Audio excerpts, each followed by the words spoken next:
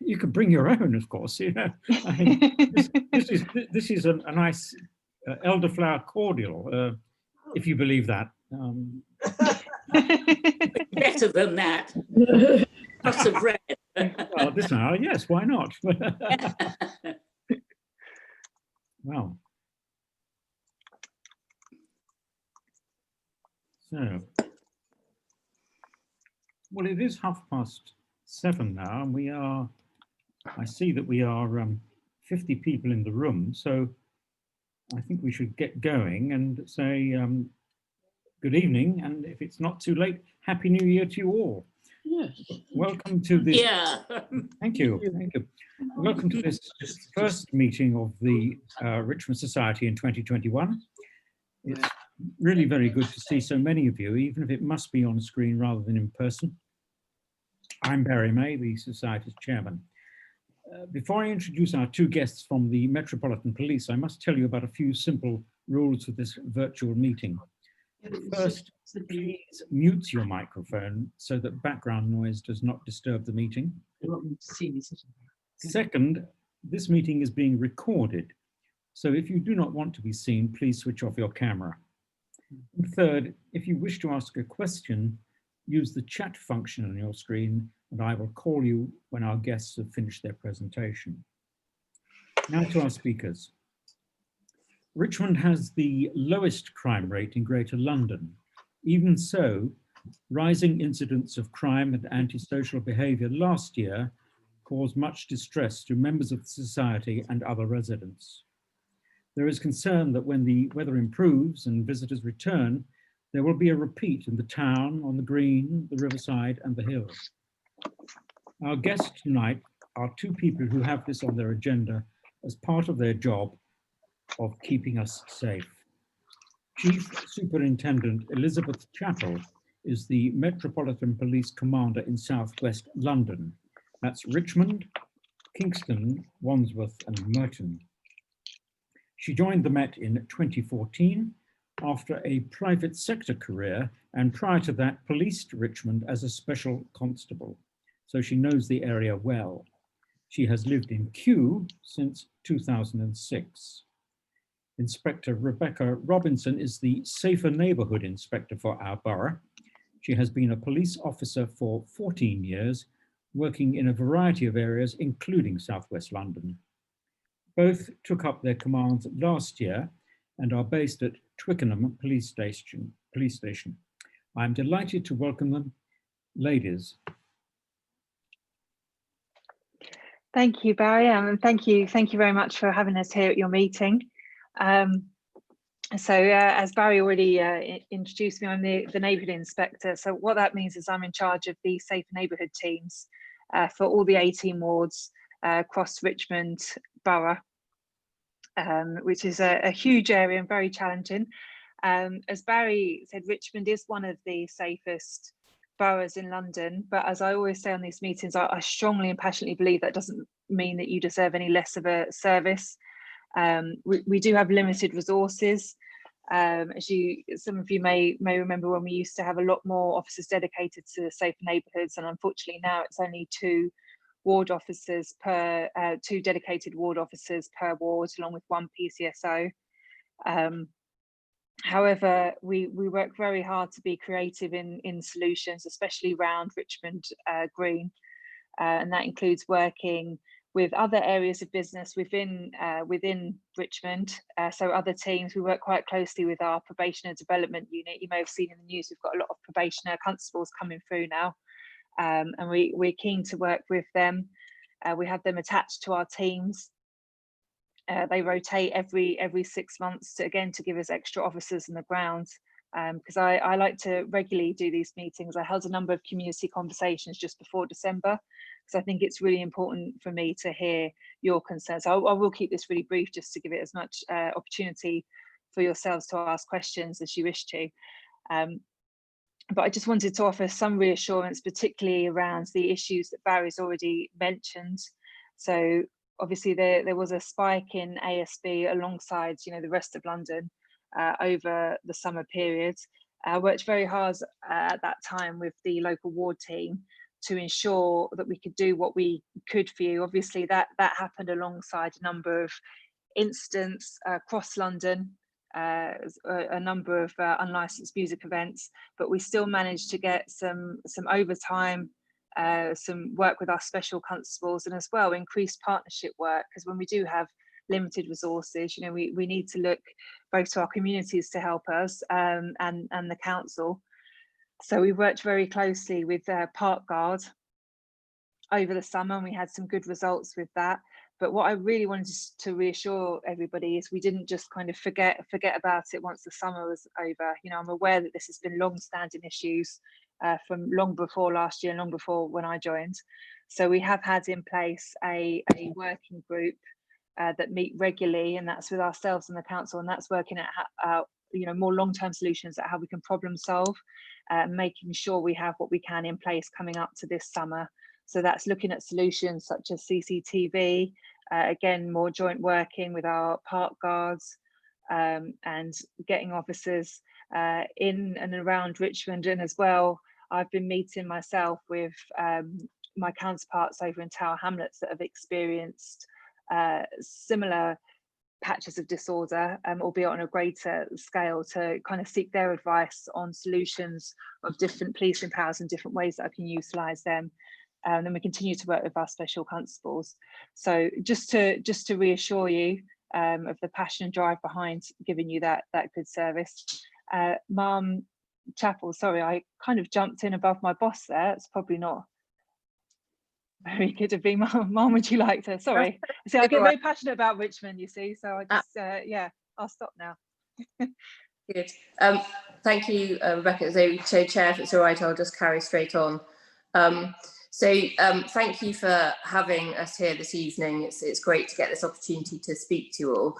So Liz Chapple. So I've taken over from Sally Benatar as the BCU commander for the 4 boroughs that the Chair mentioned, and obviously importantly Richmond. And as you said, I'm a Richmond borough resident myself, albeit that I live in Kew, so fairly close to many of you, I imagine.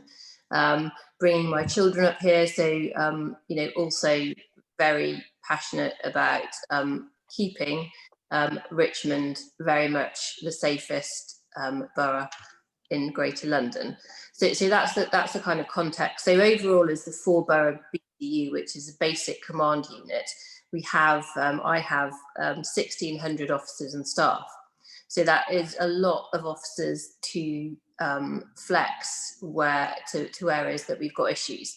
When I took over this role at the end of August last year, for various understandable reasons, the neighbourhood resources that we had, including in Richmond, had been going down. So we had officers that had left and they hadn't been replaced. So over the last few months, we've made it a priority to fill those vacancies again. And you'll have seen on Twitter, other social media or other accounts that we've got new people who have joined various teams, you know, including in the wards that I know many of you live in, which is great. And I'm going to continue to invest in that.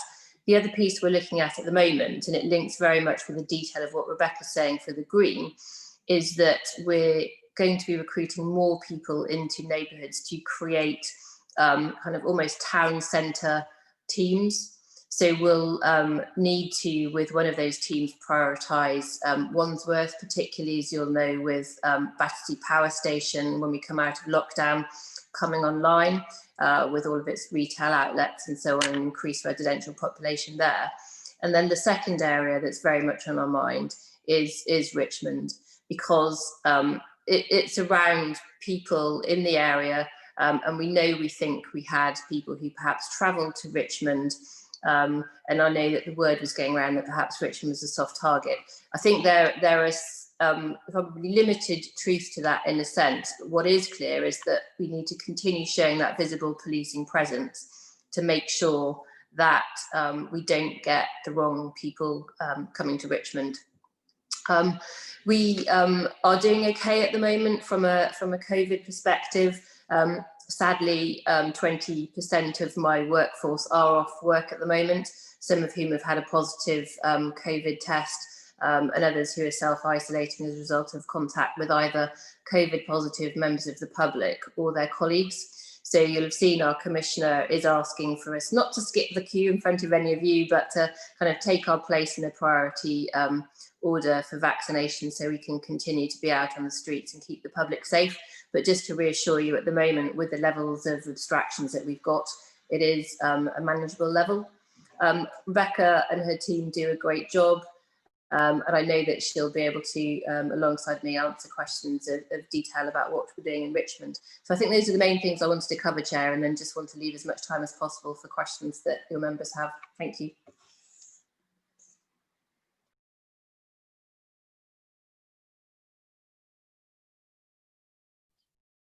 Oh, you're on mute there, Barry. Thank you for telling me that. I wanted to say thank you all for being so generous in giving us plenty of time for questions.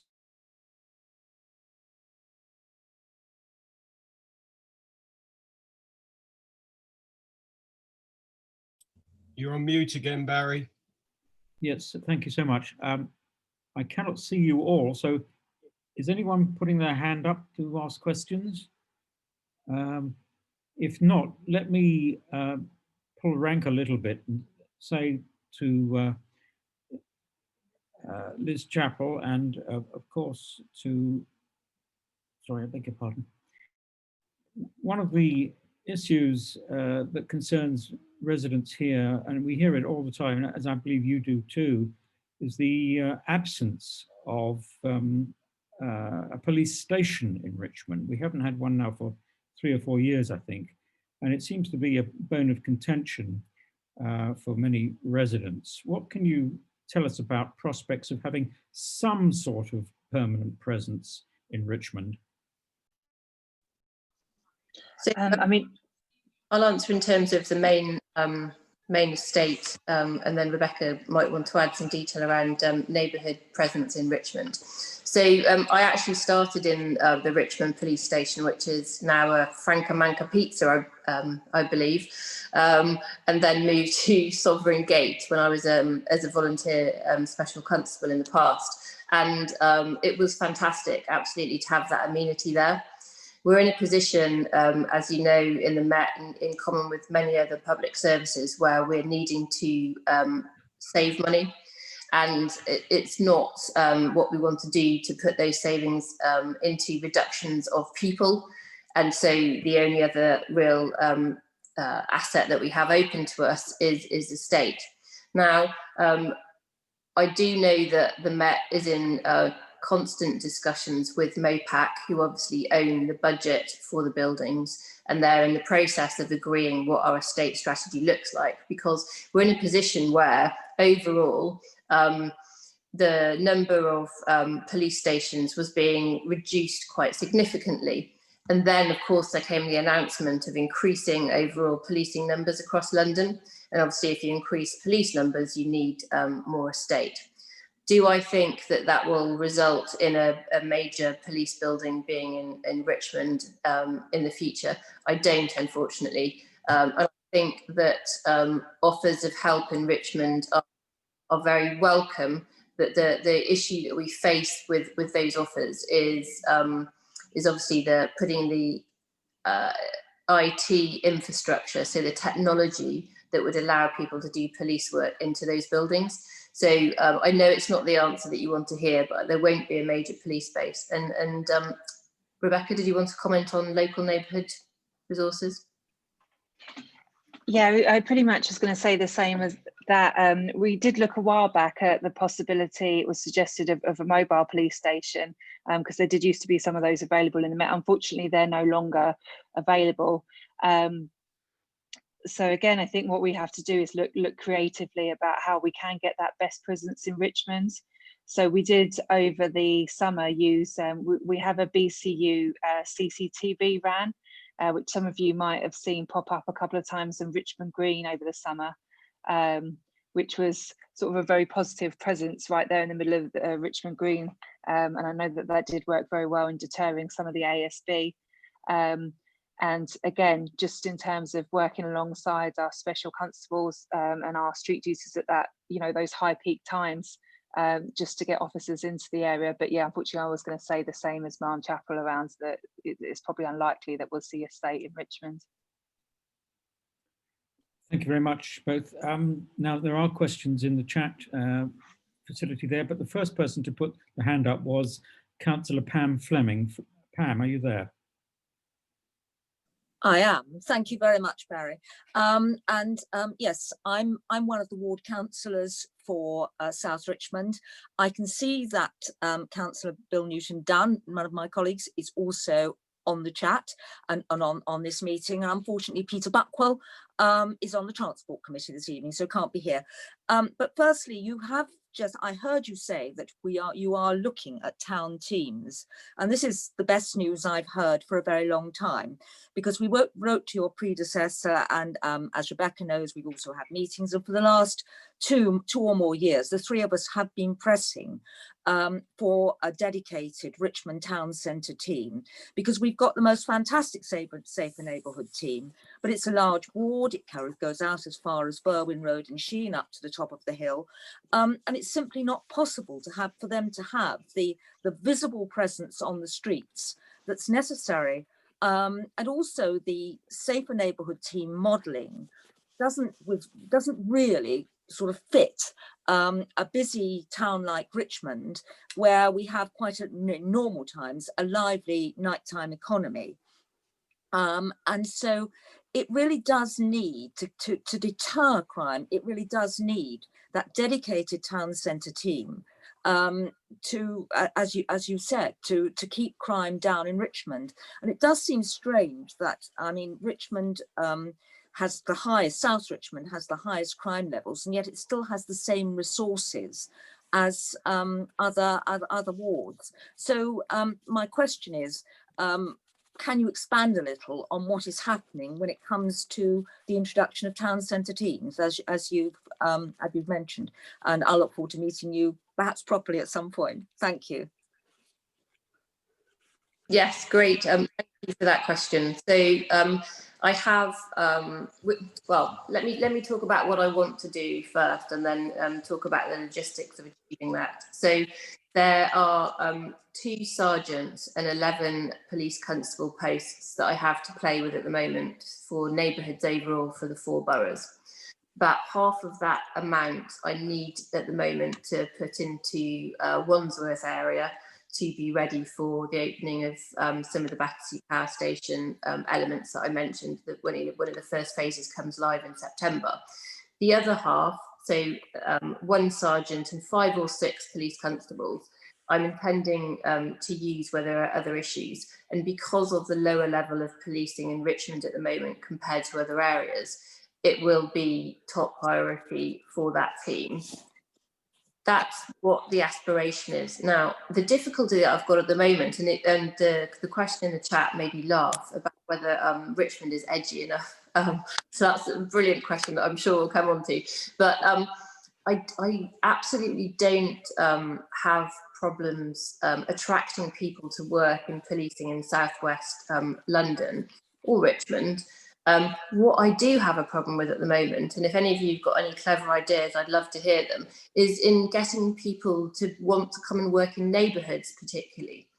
So, you know, the other areas they can work in Southwest BCU include, you know, our response policing, includes investigations, and also public protection work as well. And I do generally find it to tempt people into those areas rather than into neighbourhood policing. Now, of course, that could change if they know that they can come onto a town centre team or a tasking team who are able to be a little bit more proactive and dynamic. So I do have high hopes. But to manage expectations, I've been filling the dedicated ward officer posts first, and those will be filled by the end of February. And then we will start recruiting. So we're looking at, I'm hoping to get the team in place for early summer, but it will be a few months coming yet. Okay. Thank you very much indeed. Thank you. Thank you. Liz has already referred to Andy Dowding's question. Andy, why don't you ask it now? Okay, sorry, I wasn't I wasn't expecting to do it verbally, but here I am. So the question for the guys is policing Richmond the most desirable job in the Met, or would you rather work somewhere more edgy? Oh, if I don't mind going ahead and answering that. So I definitely have worked in some more edgier places. I used to get paid to go clubbing undercover actually for the job up in Westminster. I've worked in different boroughs, including Wandsworth, Shepherd's Bush, Westminster, all round. And this is by far one of the best roles I've ever had. As you know, like the scenery and everything in Richmond is just amazing. And sometimes when, you know, I get to walk out with my DWOs and I think, wow, I get paid to walk in this wonderful scenery. And I know a lot of the DWOs, the dedicated ward officers, sorry, feel exactly the same. And we've got a lot of experience on the Safe Neighbourhood team. But we absolutely love working in Richmond. And yeah, I would no way say that I would rather be anywhere else. It is a question. I mean, I think the other thing that's common to policing in our area that is slightly different to other areas, I think, is the number of people that we've got that live in the same area that they police. Now, there are lots of policing basic command units where people very much choose not to live in the area they police. But that's not the case here. And I think that gives kind of greater depth of kind of experience and interest about the local area, which is really good. But it's a brilliant question. Thank you. Right, the next question is from Bill Newton-Dunn. Are you there, Bill? Hello, Barry. I hope I've unmuted myself. Can I be heard? Yes, yes. Oh, good. Yeah. Thanks. Well, thank you very much to both of you for coming and answering our questions. It's nice to know we're a low crime borough, but I just wondered about, can you remind us the reasons, what we're doing right, maybe unconsciously, apart from having the very best police, of course. What is it that we're doing right? Well, we don't realize it because we're all full of anxiety, particularly when the summer comes again and the Somali drug dealers reappear and so on. But obviously we're doing something right. I'd just like to know what it is. So, I mean, from my perspective, there's a mix of factors, and several of them, as you'll, I'm sure, understand, will be socioeconomic in terms of, you know, the context of Richmond and surrounding boroughs, and the lifestyles that people are able to have. It's very kind of you to say we have good police. We will strive to continuously improve, of course, and I would say back to you that we have very good residents as well, obviously all of whom are on this call, and I say that partly flippantly but also partly with a serious point behind it. So to take COVID enforcement, for example, at the moment, so officers are needing to enforce the COVID legislation as one of the few tools that we've got in London to make sure people stay at home and stay safe and hopefully keep the death rate down. Now, from a Richmond borough perspective, we have by far the lowest levels of fixed penalty notices that are given out. And that is because of the involvement and community spirit and compliance of the population that we have here. And I think that Richmond is a borough that people come to and stay and settle and stay in. I think generally when people live sometimes in the inner boroughs, then it's a choice for them, you know, as they grow their families in terms of whether they stay in that inner borough or move out of London. And I've always thought that Richmond offers that nice halfway house. And so we get residents, therefore, who are more involved and committed to their local area. And I think that makes a huge difference. Yeah, I think I would agree with that. We're very lucky as well to have great communities. I like to always keep an eye on things like next door and come to these meetings just to get a feeling of what everybody's thinking. And there is just a great sense of community, I would say, within Richmond. Thank you. Now we have a question now from Paul Velouet. Paul, are you there? You can hear me? Yes, yes.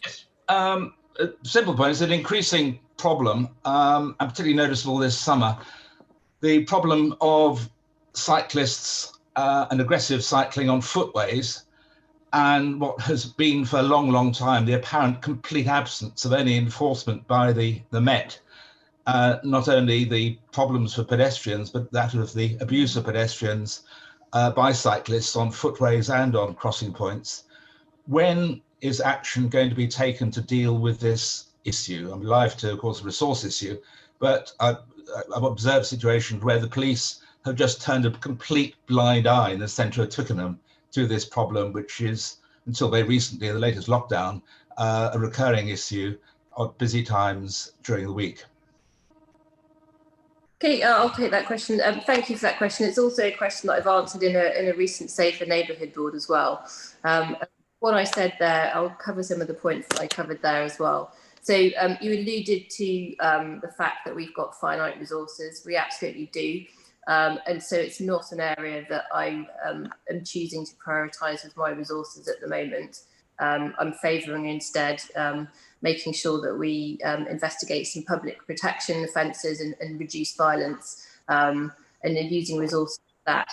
However, we will respond if we're called and there is an issue that needs to be dealt with. And so I would encourage the people on this call to make sure that those things are reported, but it's not typically something we'll go out and proactively deal with.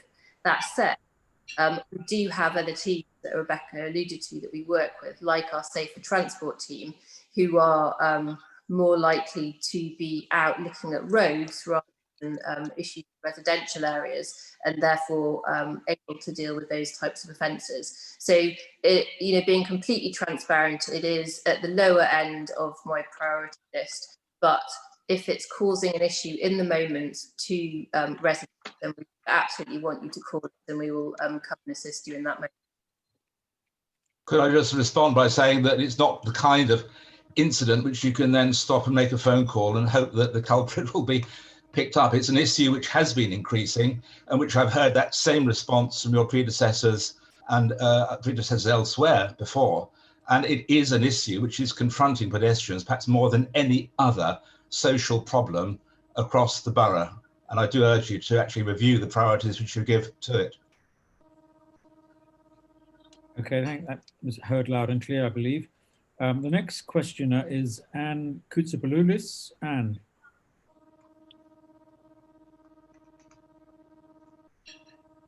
Thank you very much, Barry. Good evening, Commander. I just wanted to speak a moment, Rebecca, a moment about the homeless in Richmond. And I wondered, because we see a rather large number of homeless from time to time in George Street with their materials, in empty shop doorways and so on, what the strategy was you're following to manage this fairly large number of homeless who frequent Richmond. We do often see the same faces, and the one or two in particular that are quite well known to us, and the begging is quite persistent. And I also noticed they sometimes occupy spaces that are very strategically associated next to cash machines, which is not great. Let me take the question generally, and then Rebecca will probably want to add some. So what we would do is we would refer to our partners with regard to homelessness. So we would speak to the local council, and they are actually the people who have the resources to help on this matter, although obviously it's a multi-agency issue and it's a societal issue as well. What people who are concerned can do, they can also get in touch with Spear, who are obviously the charity in the local area, and also contact StreetLink, who are able to go out and check on people who are on the street and make sure they're getting the support they need. Rebecca, did you want to add some specific detail on that? Yeah, I was going to say it is something that we look at. Obviously, as the Borough Commander said earlier, we do have to prioritise. And at the minute, when we're looking at ASB, it is largely sort of those COVID breaches and those areas of concerns. But we do have an ongoing piece of work around sort of individuals that obviously can't go into detail with on this call around issuing certain community protection notices and orders. So again, I would continue to urge you to report that in to your local Safe Neighbourhood team, because it all helps us build up that bigger picture. And Barry, I can certainly make sure afterwards that you've got the details of how to contact each of the different wards, because that's another thing I'm really keen to do at the minute, is to increase people knowing how to contact your safer neighbourhood teams. So obviously 999 is what you use in an emergency, or 101. But for these longer term sort of issues, absolutely, you know, we want to know about it. Thanks, Rebecca. You'll send that and we circulate it. Thank you. That'd be really helpful. Thank you. Our next questioner is Peter Willen. Peter. Yes, I'd like to ask the Borough Commander, and thanks, Barry. We've had, I think, 4 make reports over the years. The first one was in 2005, which the police and the council needed to support introduction of the cumulative impact policy in Richmond Town and in Twickenham. And we had then in 2007, 9 and 11. 11 was the last one. I and others, I think, have certainly been trying to get these updated because they are so essential. And why I'm mentioning this is for 2 reasons. One, and I'd like to say to the Commander and also to Rebecca, if you'd like, I'm very happy to forward the last one to you, because what those are showing is the 2011 showed they had an independent, the council paid for it, it's quite expensive, people to come in, 11 observers over 4 nights, and they found an average of 100 incidents a night in Richmond Town. They separately did, I think it was in 2009, those were alcohol related incidents.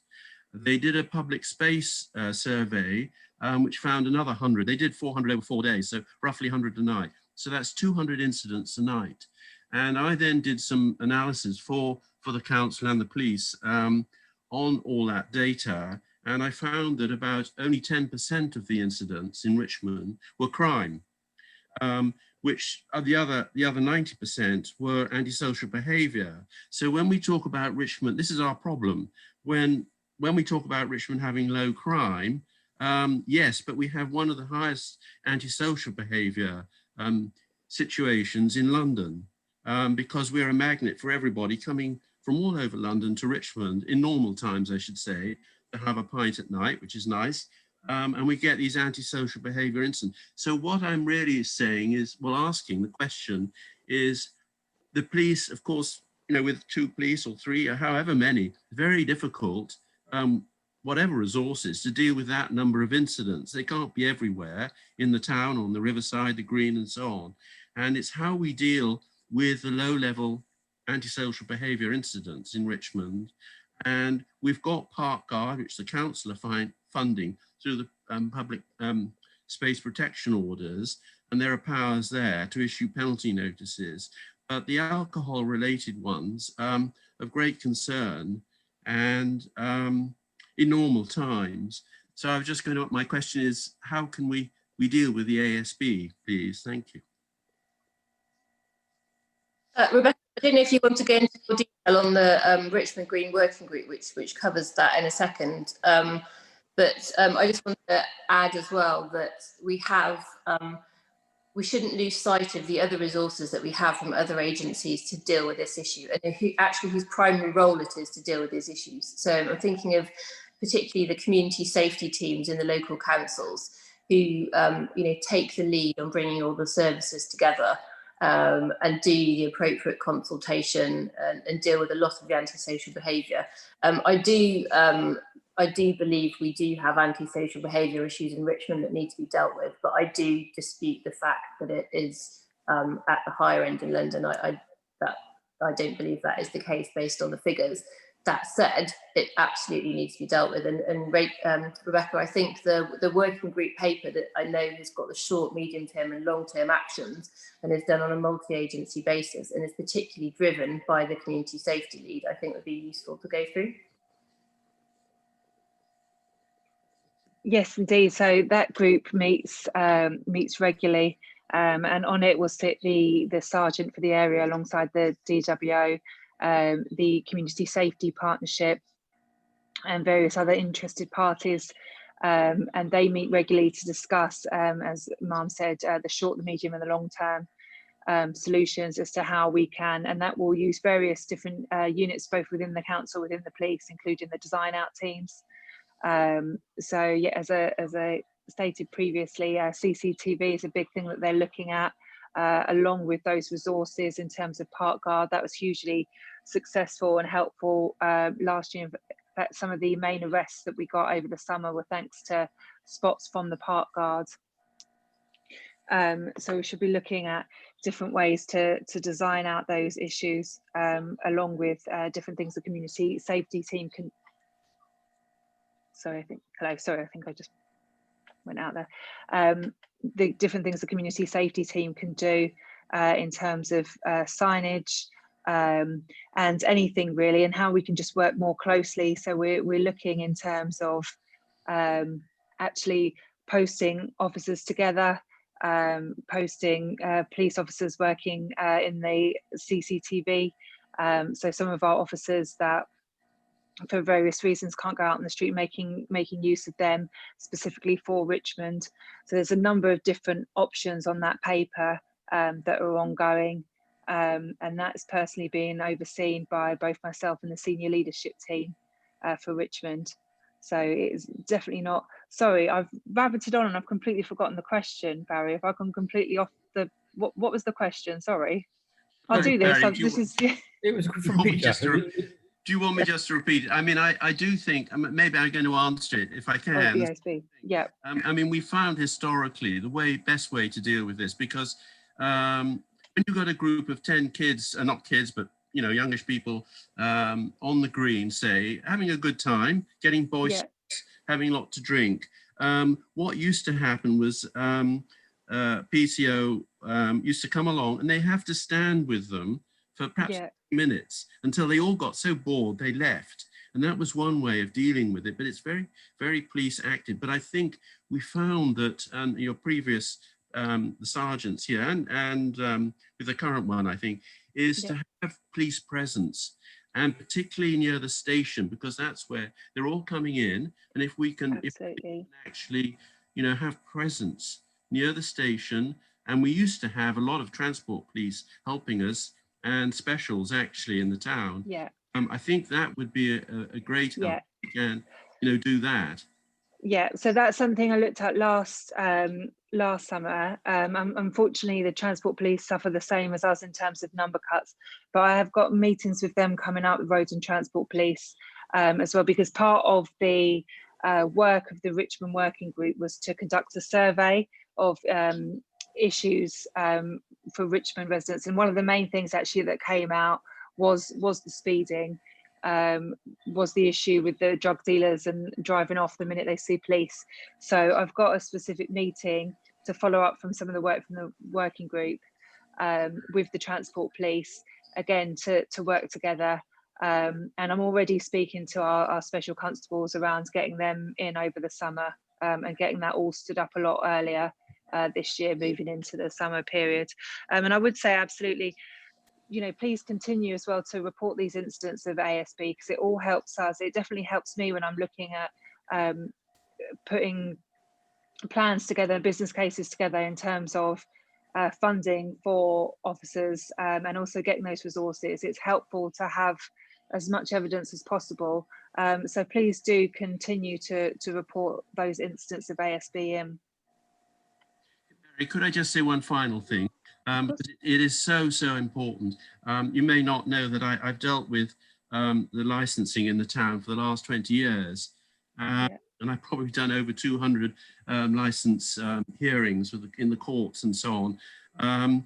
And I'm extremely concerned because I actually think that study was done, the survey that's recently done. I have very considerable concern.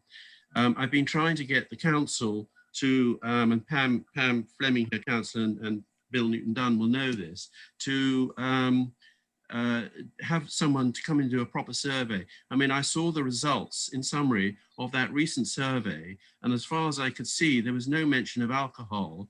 We're going to lose our cumulative impact policy. If we lose that, and the council haven't got the evidence, it's got to be renewed. We're legally out of time anyway by this spring. Then this town is in grave danger, frankly, from alcohol abuse going forward. And we've had this cumulative impact policy, which has been absolutely invaluable for us here for the last 15 years.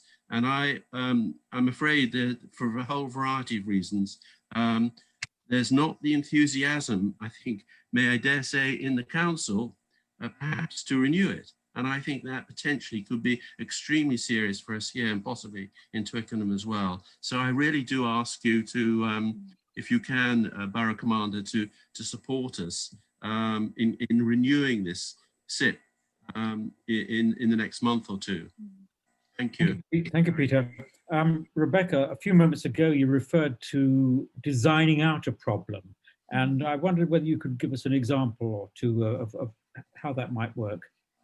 Yeah, so there's there are teams both within the council and within the police that will go and look at an area, for an instance, an open space, see where the problems are and see what we can do specifically around designing it out. So that might be anything in terms of putting barriers up, putting more CCTV up, closing off areas, sort of, you know, geographical things that can be put in place, you know, to assist.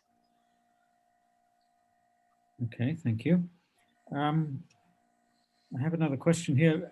Andy, did you have another question? Andy Dowding? Yes, thank you, Barry. Sorry, this is possibly controversial, but I can hold back. I just wondered about your views on governance from the Mayor of London. Obviously, within our lifetime, it's changed. I think it was 2011 that the Mayor became responsible for the Met Police. On reflection, do you consider that to be an advantage or a disadvantage? I don't think that's a question that would answer in this forum. Sorry.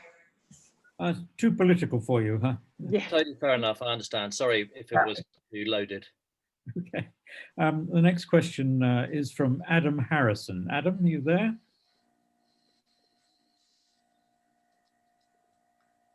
Hello. Yeah, I live near the Sainsbury's on Manor Circus roundabout, and there's been lots of crime in that car park. There seems to be rebuilding at the moment. Do we know what's going on? They seem to be closing off one of the exits, one of the entrances and exits. Are they going to stop it? So we'll have lots of people on scooters and bikes and things coming in and out, robbing the cars when you're in and out shopping in that area. But there have been talk of trying to improve the safety on that car park for us shoppers. Whereabouts is that, sorry? The Sainsbury's on Manor Circus that comes out by the Manor Circus railway gates. The entrance by the gates opposite home base is being changed at the moment. It's being rebuilt. Looks like they're building a house or a gate or something there. I couldn't work it out yet. I know exactly where you mean. I haven't seen that piece of building because I know they're going to be building on the site generally going forward. Aren't they?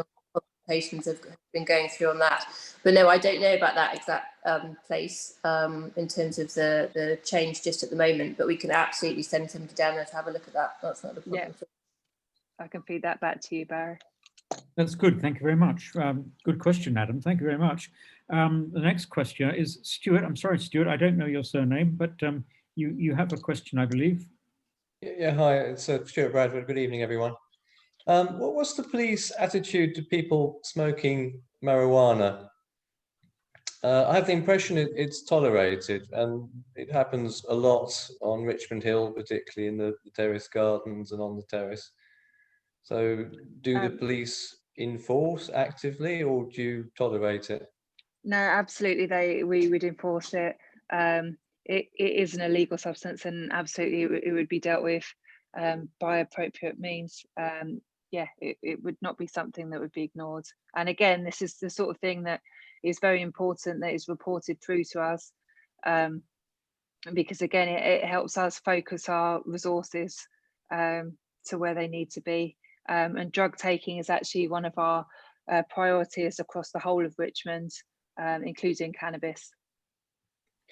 I'm glad you like it to be reported. At one occasion, I did phone up. There's quite a large group, quite rowdy, smoking, and it was I think the 101 line or whatever it is.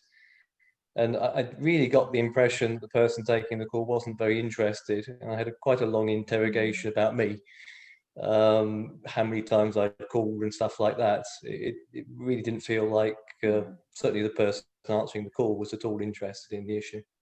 But if you are, then it's good, and be aware that it is a significant issue in the terrace, on the terrace and in the terrace gardens.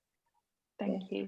I'm sorry to hear you've had that experience. I think one of the things, hopefully it will help, is if Rebecca is able to publicise some details of local officers. I'm sure you'll find them, and those officers, and indeed Rebecca and I, as points of escalation if you feel that your concerns aren't being dealt with appropriately. You know, from a local perspective, we're absolutely enforcing. Where we start to see areas of interest and controversy around cannabis is, I'm not sure if anybody on this call is up to date with the detail of the Mayor's action plan, for example, and looking at how we stop and search and how we deal with potential disproportionality in terms of ethnicity of people that we stop. So there's been a discussion about cannabis in relation to that. Specifically, perhaps saying that if the smell of cannabis is the only thing that's been brought to our attention, then that wouldn't necessarily of itself be a grounds to stop people. Now that is very controversial, and you know, the detail of that all worked out, but we would absolutely enforce. Because I'm not at all advocating the police stop people and search. I'm just advocating that if there are people openly smoking, or if there's a really strong smell and people obviously have been smoking, then there's an interest taken. Yeah, no, absolutely, I understand. I think what I'm trying to say is that I think we'll be talking about this issue going forward. It seems to be ever topical. Thank you. Thank you. The next question is also about reporting incidents, and it comes from Beth. Beth, are you there to ask a question? I am, yeah, hi. It does follow on nicely from that. We live in King Street, just off the Green. A number of very minor incidents, you know, an alarm going off in Zizi's for 2 days, homeless people opposite being slightly troublesome. Where do we report? I phoned, obviously in the absence of a local police station, I struggle to know how to get hold of anyone. But both of those issues are council issues. Yeah, there are numbers for those. You'll either find them on their website, or perhaps when we send out the ward numbers for the police officers, we'll put frequently used alternate details as well. Would be used, because I know with the noise one, certainly we phoned the council first and they told us to phone the police. We phoned the police and they told us to phone the council. So nothing got done until I phoned an owner of CZ's to try and get it shut down. So maybe that's a bit of, yeah, we'll send out the right numbers as well and let us know if you have. Thank you very much for that. Next is Catherine Parry Wingfield. Hi. Yes, I wanted to ask about a sort of recent unwelcome addition to the crime scene, parking meter fraud, in which one of our neighbours was almost mugged by a plausible stranger asking for some help, and found very shortly afterwards that this has cost him about £2,000.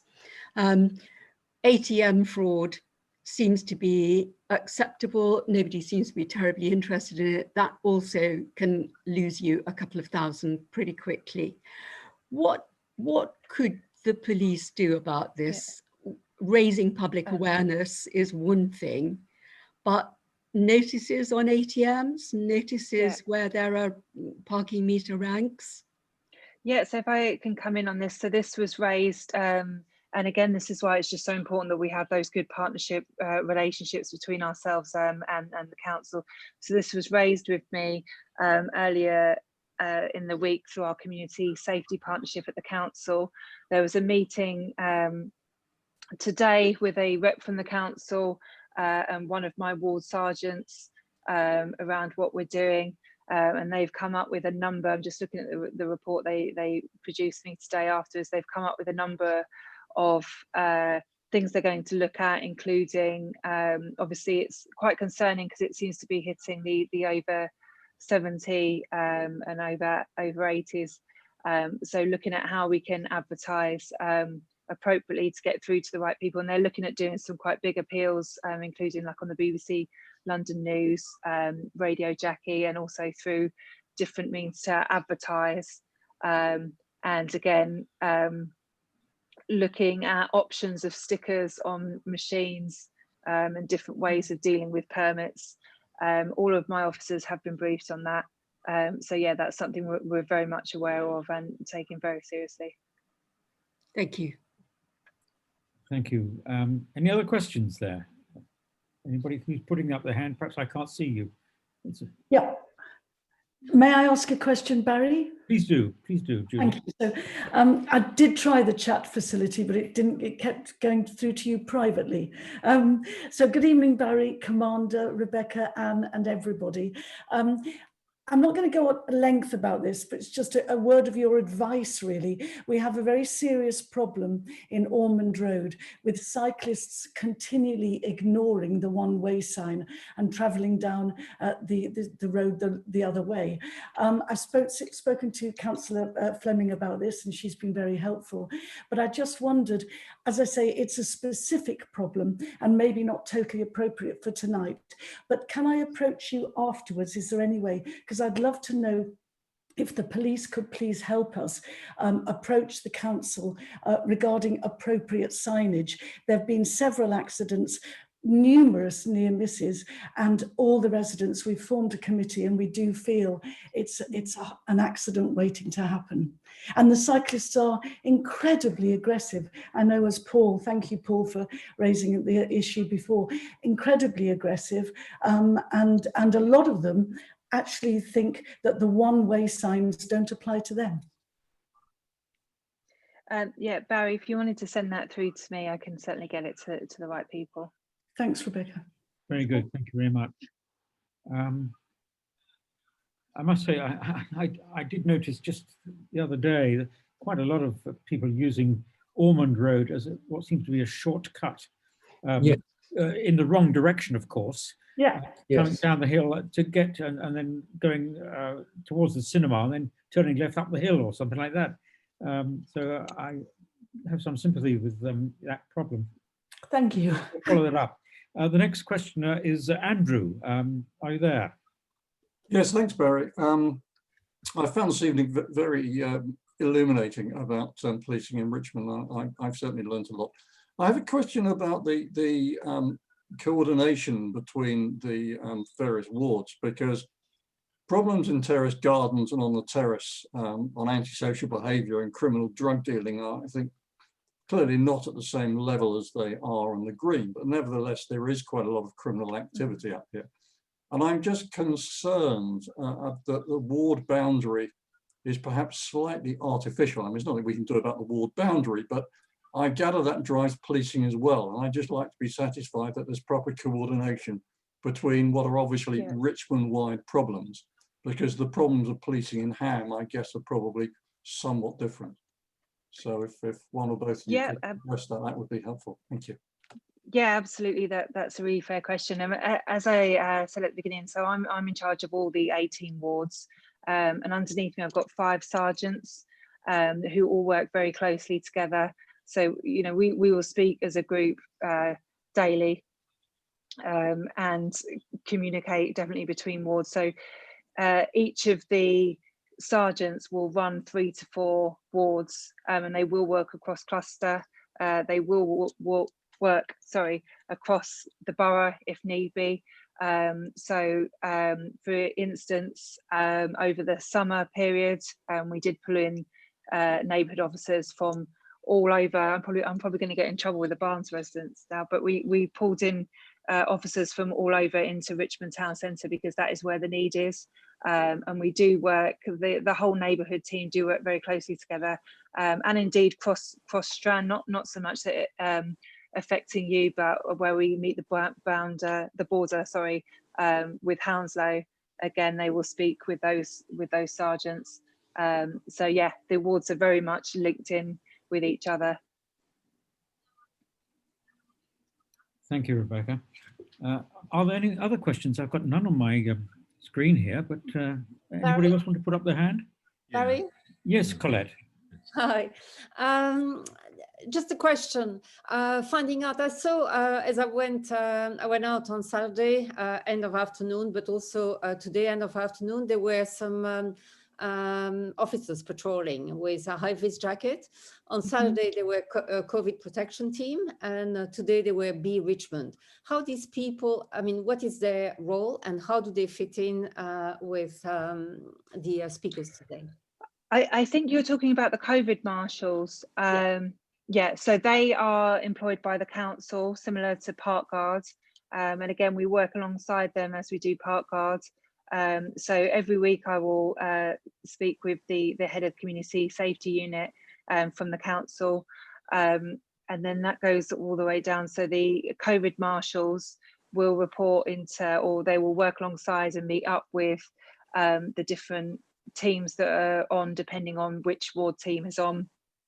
So just before December, we did manage to get an extra amount of funding to have some officers on overtime working specifically around COVID enforcement, and part of their role was to work with those COVID marshals. So yeah, much as park guard, they're a very valuable resource. Okay, it's great to see, but also even greater to see that you're all coordinated, so well done. Oh yeah, definitely, definitely. Thank you. I think the message there is that it's visibility, isn't it? It's absolutely seeing people in high-vis jackets or whatever. They may not necessarily be police, but they are a security person of some sort. Although I know we did indeed last summer experience problems with unauthorized security people, marshals, call them what you like. And I know that that's an issue that you, the police, have been dealing with. During for want of a better word, last year we had trouble in Richmond, around the Green especially, the Riverside and elsewhere. I think there was a perception, at least, that the people causing this trouble were not local people. They were from outside. They came here for whatever reason. Maybe there is a perception that Richmond is a bit of a soft touch. It's an affluent area. Do you have intelligence that tells you where these people come from and how they get here? And do they also target other areas, or is it because we are affluent and a soft touch? I mean, I don't think a soft touch would be fair to say. Obviously, sort of we use the same enforcement powers as across London, but I think it would be fair to say that Richmond is a very nice place. It's a very desirable place to be in the summer. We did do some work alongside the council last year around collating sort of who we were stopping and searching and where those people were coming from. And part of our plans is around sort of education in schools, maybe across to other boroughs that we believe maybe they're coming in from. But yeah, it's the beauty of Richmond that everybody wants to come here in the summer. And did you detect a pattern of traffic into the area, where these people come from? We did detect a pattern of people coming in, but not necessarily from one place, you know, from all over London, to be honest with you. Okay, okay. Barry, can I ask a question, please? Yes, Graham. Rebecca, yeah. Some of your guys patrol the park as well, don't they? I regularly walk the park Richmond Park, I'm talking, on an early morning with the dog. And often there are some of your guys just patrolling around. And it seems to me that it's a little bit of a waste of time. It might be worth you looking at them, if they're going to patrol. No point patrolling at 8, 9 o'clock in the morning. Nothing's happening. There's just us locals walking our dogs. Where there are problems is obviously if it's a nicer day, later on in the morning, into the afternoon, if there is the opportunity for your guys to come into the park to look for any issues, it would be better maybe to target around that time. Anything for you to say there? So obviously they do have set shift patterns, but they will amend that according to when the problems are. At the minute, we are, as the Borough Commander mentioned, we have got quite a high abstraction rate from the whole of the police force. So we are supporting at the minute the times of our response team colleagues, and that's just to ensure that we're there, that if needed, we can answer the 999 calls. But obviously if they're not answering the 999 calls, they're very keen to be out and visible, which is why you may see them out at those times. Well, also they... I was wondering whether they are actually our officers. I couldn't say. I know that they're I wouldn't know whose officers they are. Yeah, have a look for me, because on the shoulders of our officers they have SW for Southwest. Yeah. But the officers you might be seeing might be the ones with RO on them. So they're in their cars. They're in the patrol cars. So yeah. Apart from occasionally waving at them, thanking them for coming into the park. Well, just to give you the context of who they might. I mean, your point is very well made, of course, and you're absolutely right. If there are officers, I suspect, however, that they might be Royal Parks officers. So the Royal Parks, as a collective across London, pay for officers in all of the Royal Parks across London who operate. I used to look after them. They operate completely separately from us, although obviously we help them out of hours because they typically finish work at 11 o'clock at night. So I suspect they may be those officers, and they're duty bound obviously to keep within the park boundaries, and they work between Richmond Park and Bushy Park in our area. And then different clusters of people cover the other parks. I guess my point is, it just seems a shame, whoever they're representing, the comments we're all making about, say, the cyclists. I'm on Richmond Hill, the other issues. If you used to have police patrolling at the bottom of the hill, often stopping the cyclists coming down the hill, which is, just like in other areas, a serious problem. It's an accident waiting to happen. And occasionally it would be good to see, even if it's for an hour. They could be there for an hour and they'd catch so many people cycling down the hill or anywhere else. I'd rather see that than a patrol car going around Richmond Park early in the morning, really achieving nothing. So, yeah. Whether it's your area or somebody else's, it would be nice for there to be some thought in that way, some targeting in the areas that really need it.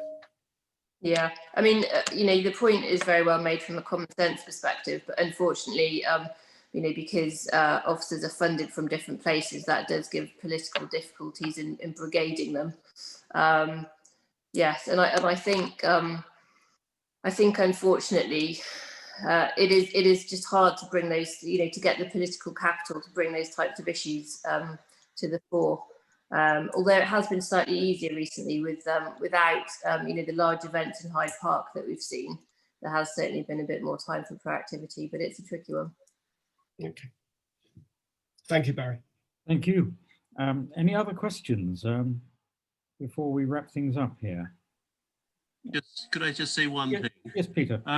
Tonight, and actually Pam and Bill will know this, Councillor Pam Fleming, that the Transport Committee the Council's Transport Committee are reviewing a decision to introduce electric scooters in the borough, and also electric bikes and hubs for electric bikes. So those that raise concerns about cyclists in the area, we may have. I'm not passing comment on whether they're good or bad, but we will have perhaps electric scooters scooting all over the place, and electric bikes, more than we have now. Very good. Okay. If there are any other questions? No? If not, then on behalf of you all, I'd like to thank Chief Superintendent Chapple, Liz Chapple, and Inspector Rebecca Robinson for being with us, albeit virtually, this evening, and sharing with us some of the challenges of policing Richmond.